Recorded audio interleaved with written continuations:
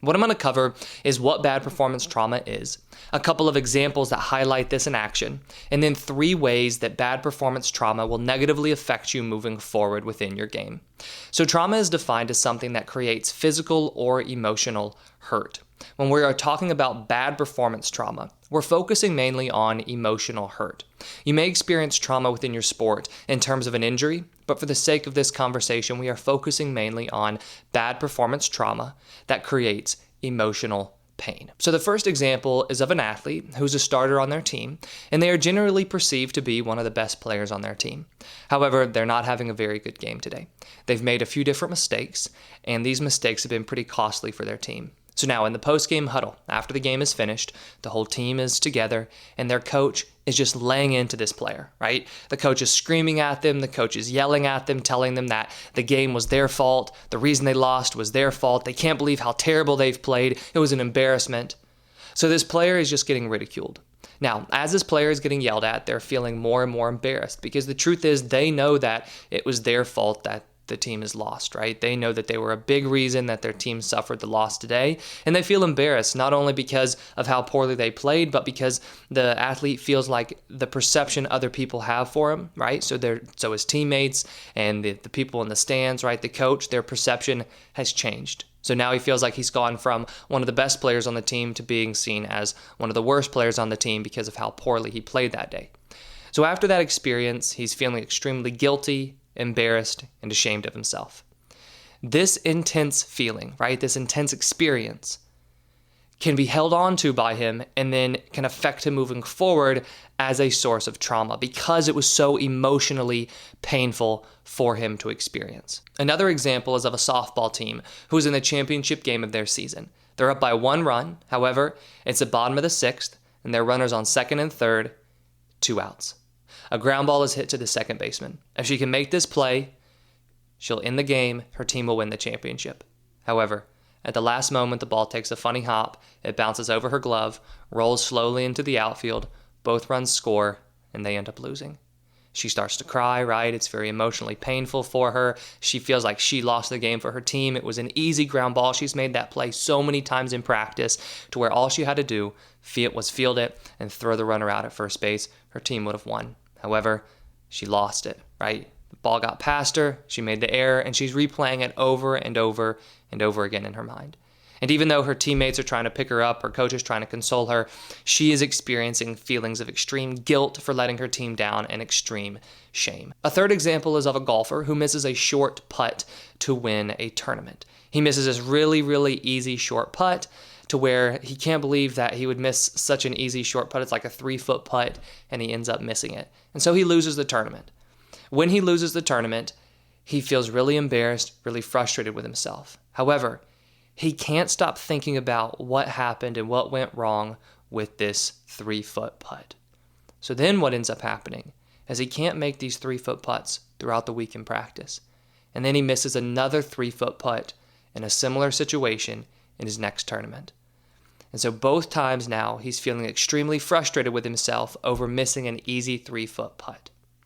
These 3 examples highlight 3 different situations that can be perceived as traumatic for that athlete.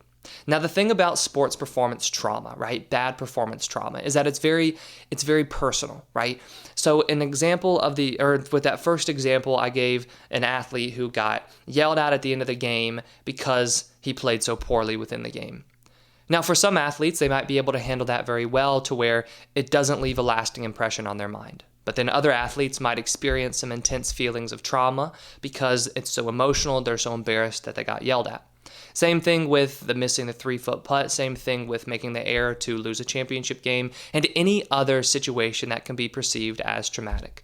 And that's something that I always like to point out because when I'm working with athletes who have experienced these situations before, it's important for them to understand that it doesn't matter if other people will think that this is traumatic. What matters is, has this experience left a lasting negative impression on your mind? The reason that it's important for us to identify that is due to the negative effect this can have on your performances moving forward. Now, there are 3 main ways a bad performance trauma can negatively affect your game moving forward. The first is the fear of failure.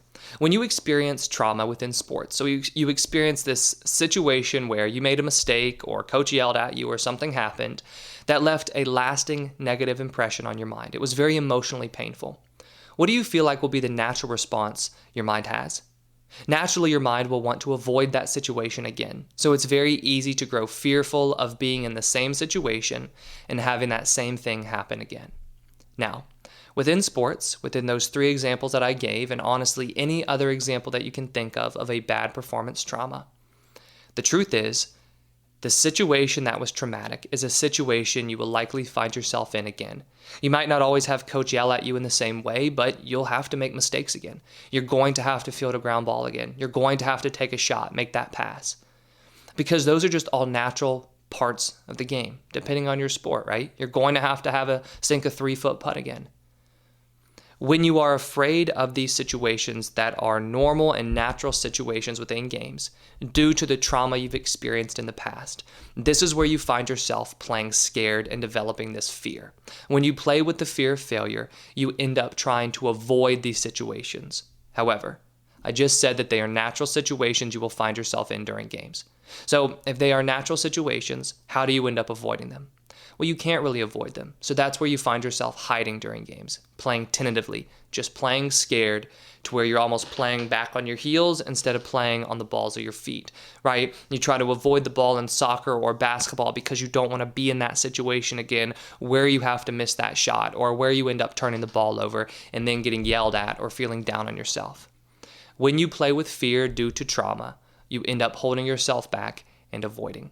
Another challenge is when you experience this trauma, it leads to performance anxiety. Performance anxiety in relation to trauma happens because you grow anxious when you are in a similar situation again. So let's say that you are standing over that 3-foot putt, right? And you have missed those 3-foot putts recently and it's been pretty traumatic for you and it's very emotionally frustrating. Well, when you're standing over that 3-foot putt, that's when you find yourself experiencing this performance anxiety. So maybe your hands start to shake a little bit. Maybe you can't stop stop those racing thoughts that are filling your mind, and you're overthinking your line, and you're overthinking, your stroke, and how am I going to hit this? Am I doing this right? Am I doing that right? Maybe before the ground ball is hit to you or before the pitcher throws that pitch, you start overthinking everything about fielding the ground ball, and you start to think, I hope the ball's not hit to me right now because I don't know if I can make this play. I don't want to make an error again. I don't want to let my team down again. So you start to experience anxiety in these situations that have been traumatic in the past. And once again, the tough part is these traumatic situations are natural situations you'll find yourself in during games. So then you start playing with anxiety on a more regular basis. When you play with anxiety, this will cause you to underperform because of those physical symptoms of the anxiety, and it also causes you to experience racing thoughts, so you are not as focused on the process of your game, and it also causes you to play tense, and then once again, you can try to avoid, so you might find yourself hiding or playing timidly. Now, both the fear of failure and performance anxiety feed into the third challenge that I see, and this is one that I see a lot in athletes that come to work with me for one-on-one coaching, and that is repetitive sports problems or repetitive sports challenges. The best example of this is the yips. The yips in baseball is something that I work on a lot with athletes, with baseball, but also with softball players. And this is something that happens a lot of times due to a single traumatic experience. It can be a traumatic experience that was caused by injury, but a lot of times it's a traumatic experience that happens because the catcher or the pitcher or the fielder made an error, so they made a mistake that was pretty traumatic. And then that feeds into this fear and this anxiety that perpetuates the problem of not being able to make a throw. So an example of this is a catcher who has the throwing yips, where they have the yips throwing the ball back to the pitcher. They can make hard throws down to second, first, and third, right? If it's a quick throw, they can make those throws easily.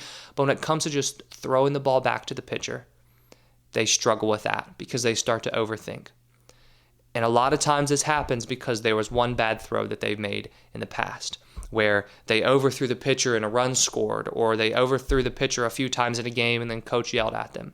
A lot of times this traumatic experience will then create fear and anxiety moving forward, which then creates repetitive challenges, repetitive problems, because since they're playing with that fear, since they're playing with that anxiety, they are not allowing themselves to just simply perform these tasks naturally. They end up trying too hard, right? They try to force things, they overthink things, and that can cause these repetitive challenges.